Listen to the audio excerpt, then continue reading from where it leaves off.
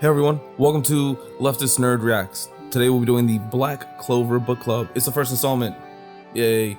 And if you can say Black Clover Book Club without tripping over your tongue 7 times, I'm 99% sure that's like Wizard King level shit. It's actually really hard with all the K's and L's and everything else.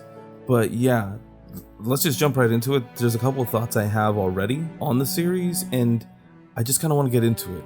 First and foremost, I didn't expect the first arc to be so short. To be fair, a lot of the early manga arcs are fairly short. A lot of them are 8 to 12, 10 chapters.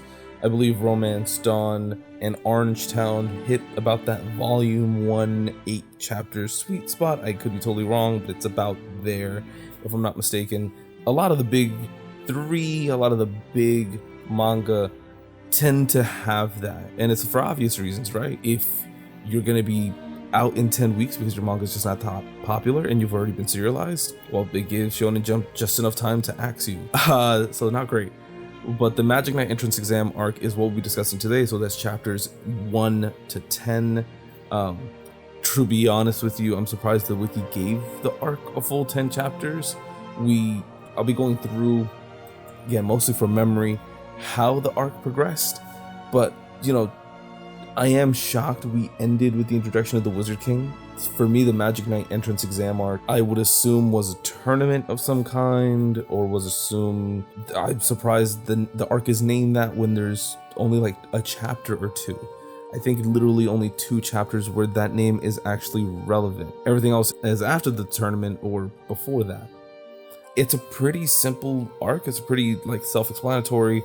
We get an introduction to Asta and Yonu. They are from Hague, which I think is funny when you know what the term Hague means. Hague is a small, usually vegetable garden in the front of a house, like a yard where you grow veg. So the fact that their town is itself a reference to a small, rural-ish piece of land, pretty funny. That being said, we then have a couple other characters that are introduced. We have the nun, we have the priest, but those are names that I'm sure will come up again more later. They're more relevant later. We have Asta and Yonu's like little siblings from the orphanage. They're basically adopted together. They were found together at the same time.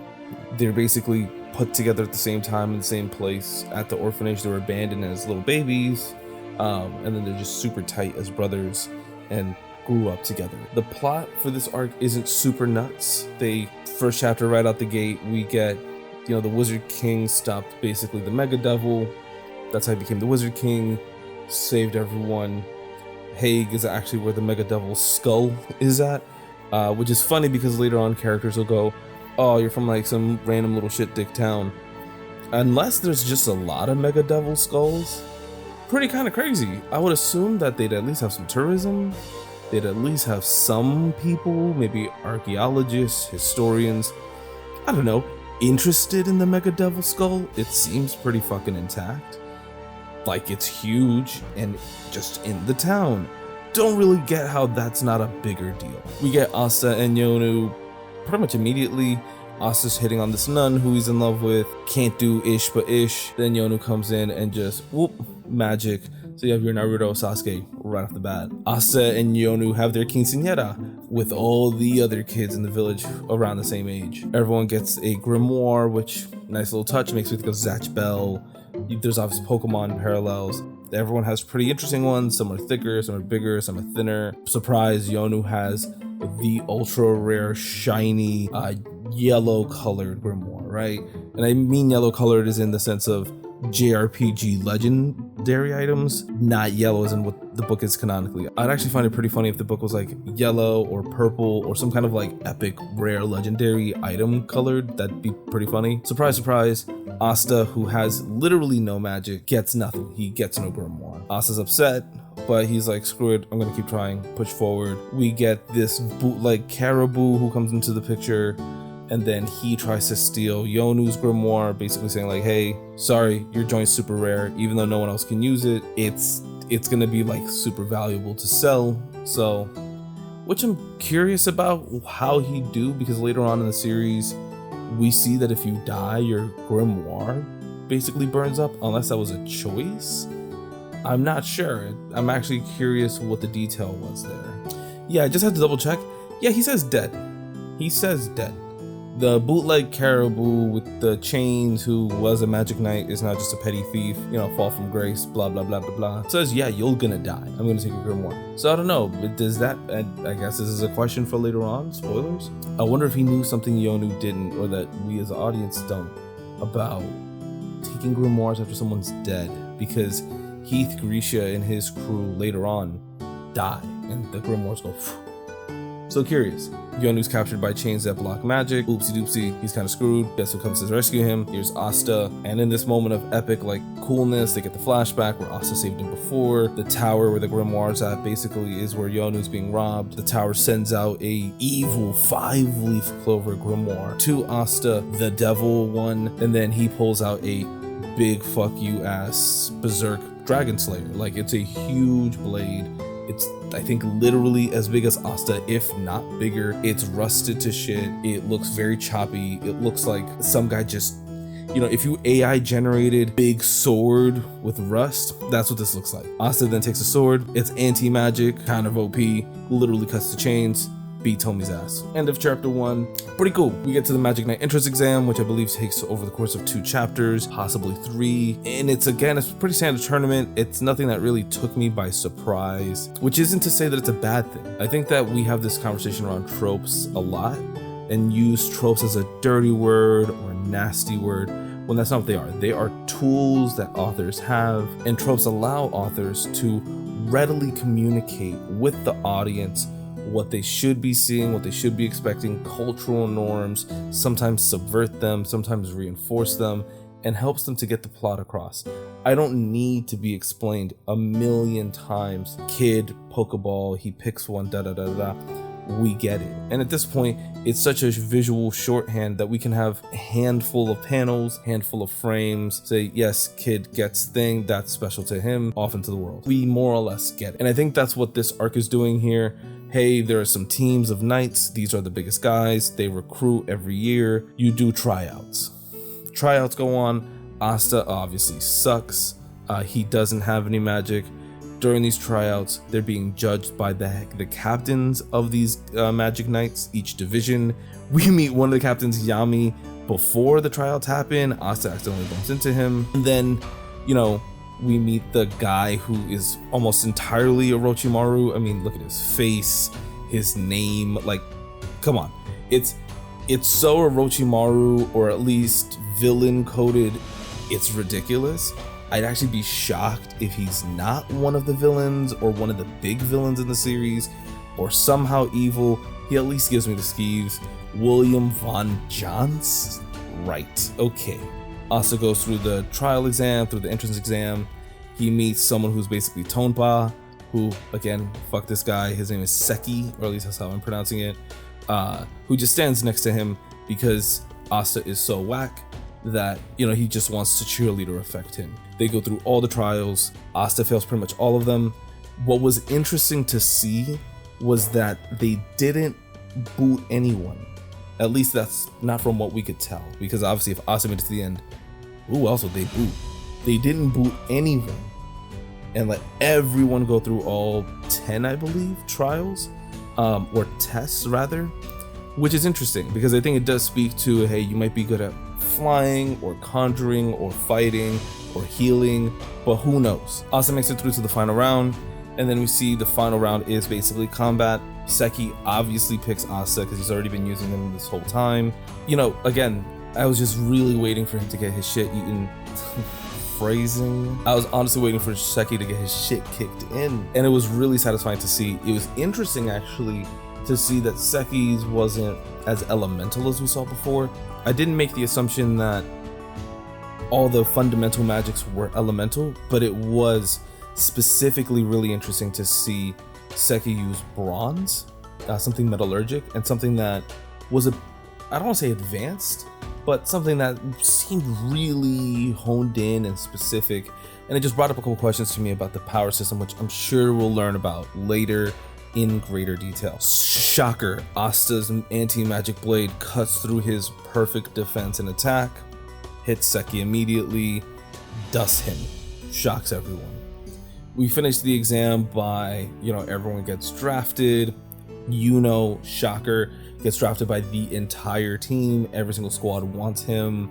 Very Kobe Bryant energy. He then picks the Golden Dawn, which in itself, I believe, is a reference to the Hermetic order of the Golden Dawn, but I'll leave that till later. Shocker, they don't pick Asa, no one does. He doesn't really have utility. And then he more or less says, screw this, I'm gonna be Wizard King no matter what. If I have to try 100 times, I'll try 100 times. And if I join the Magic Knights, it is what it is, I'm gonna be Wizard King.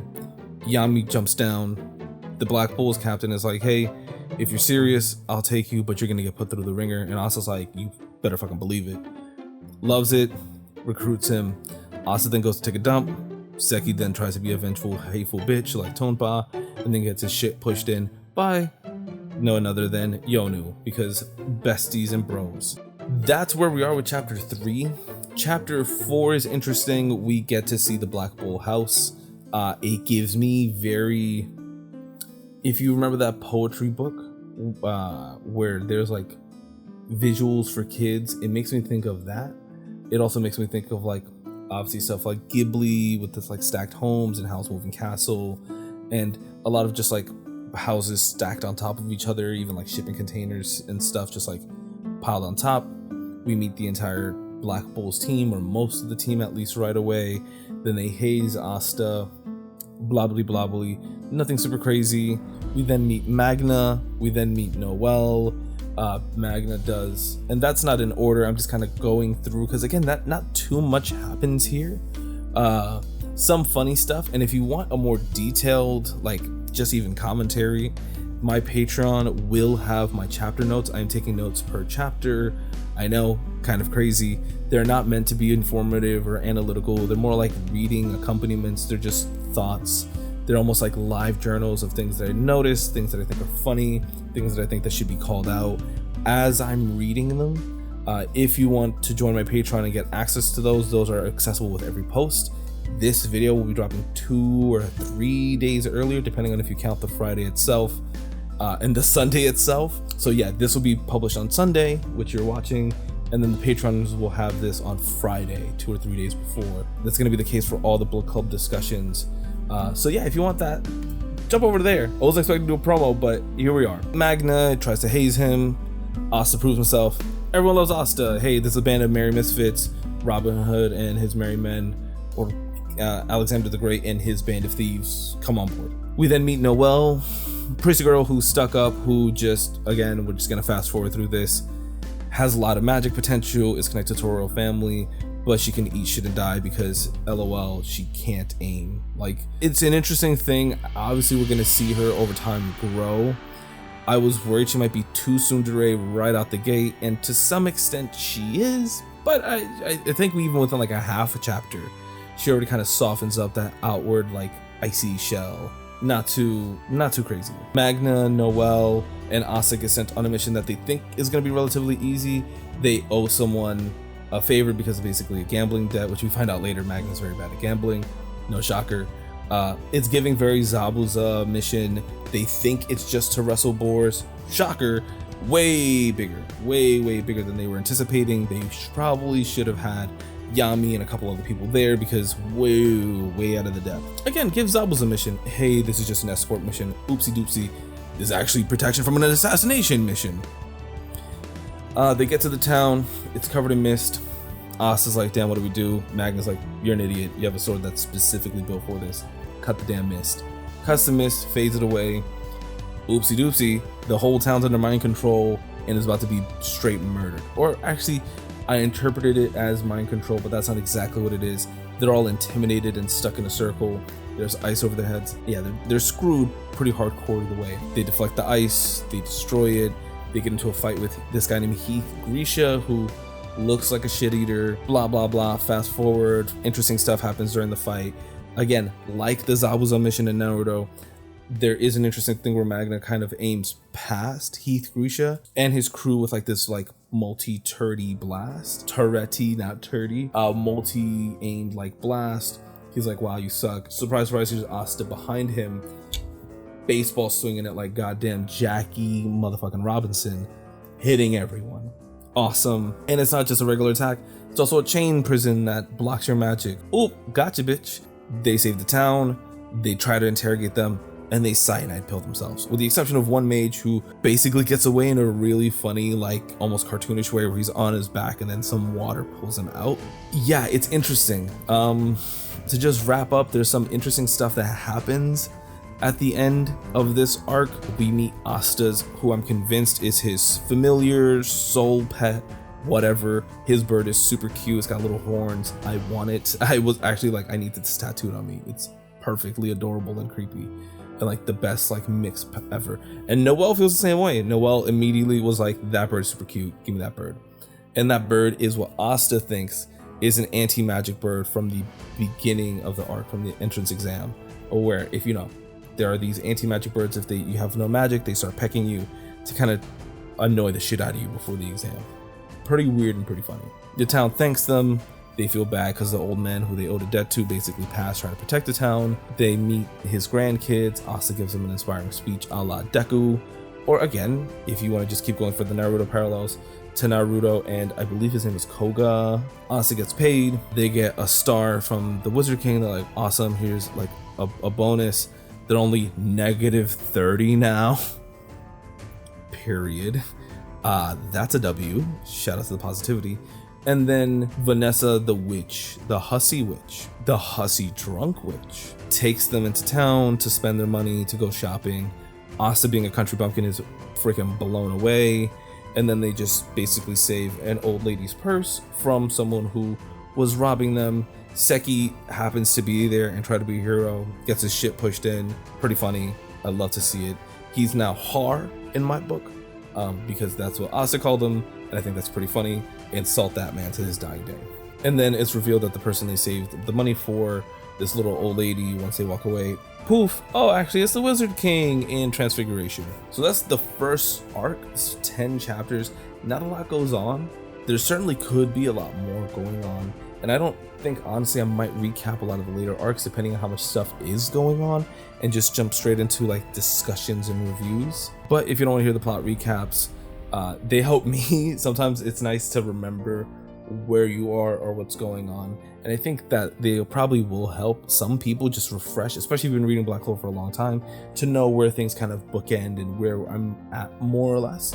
I know that when I watch One Piece discussions or FMA discussions or anything like that, I assume certain events happened already by certain chapters. Not that the order of events changed, but oh, I thought this happened earlier, or wow, that's only by chapter 10, that's crazy.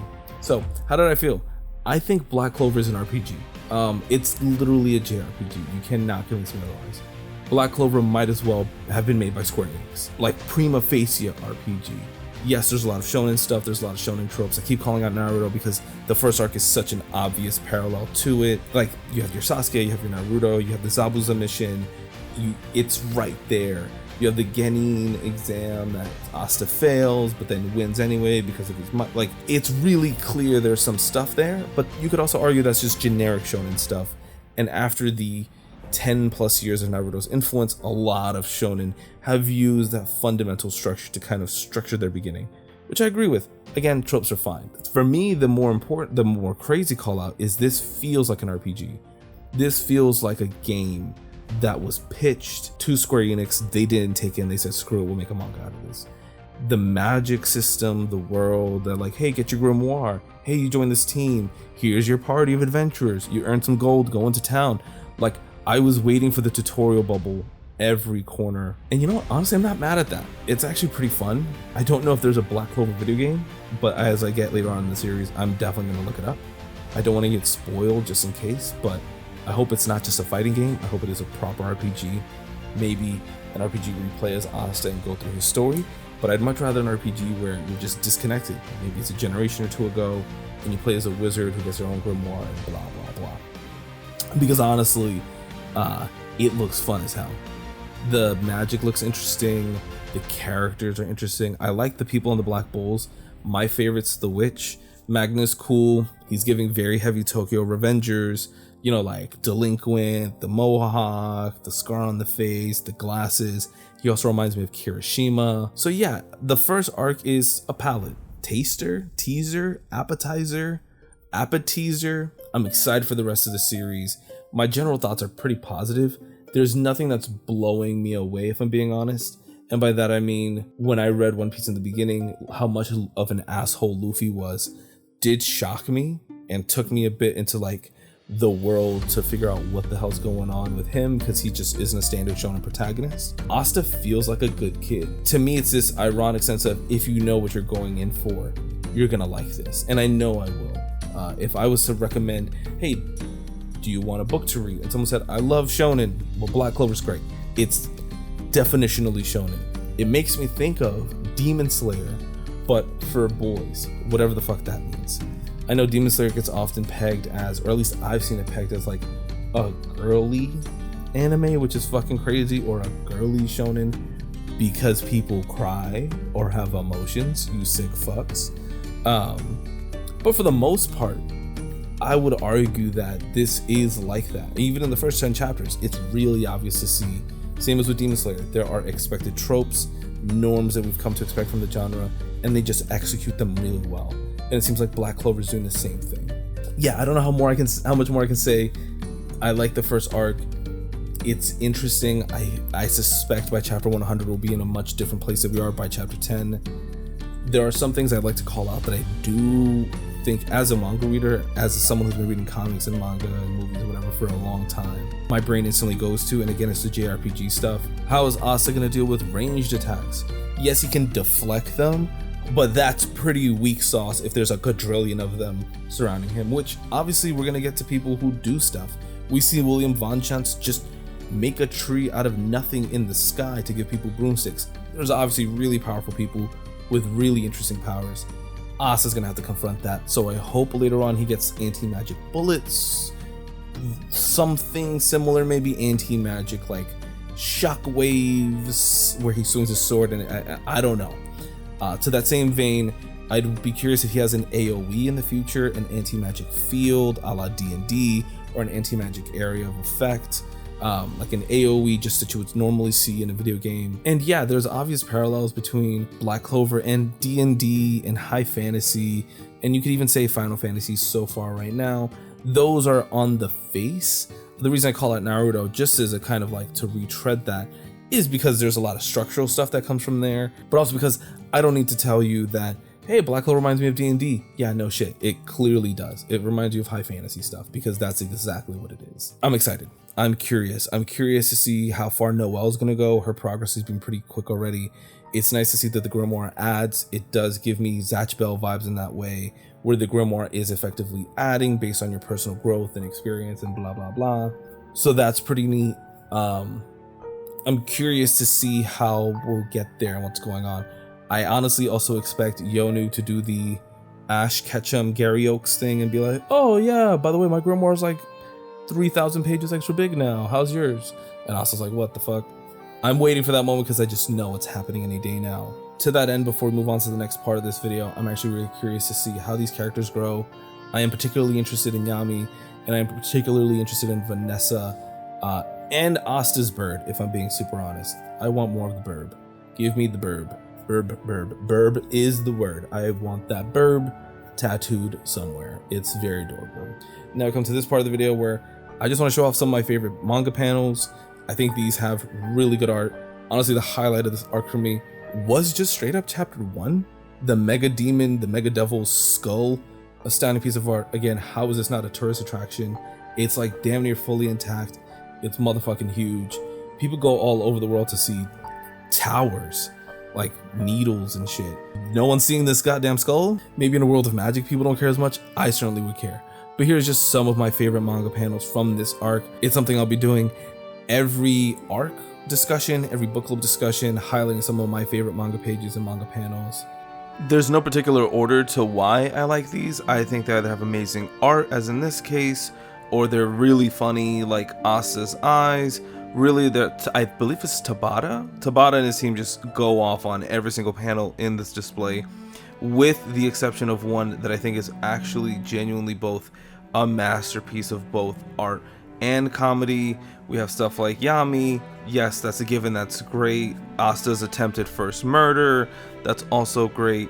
But then we have Burb, the legend, probably the best panel in all of Black Clover, other than the Mega Skull, which is just a winner for me.